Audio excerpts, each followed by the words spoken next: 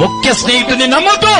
నువ్వు నమ్మి నీ పర్సనల్స్ ఏవైతుంటాయో నీ స్నేహితులతో బెస్ట్ ఫ్రెండ్ కదా, క్లోజ్ ఫ్రెండ్ కదా అని మీ పర్సనల్స్ విషయాలను షేర్ చేసుకోవద్దు.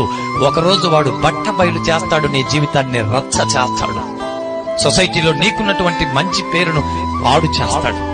కాబట్టి ఎవరిని నమ్మొద్దు అంటున్నాడు. నిజంగా రక్త సంబంధులే ఈరోజు విరోధులుగా మారుతున్నారు. మీ వాళ్ళే మీకు విరోధులుగా మారుతున్నప్పుడు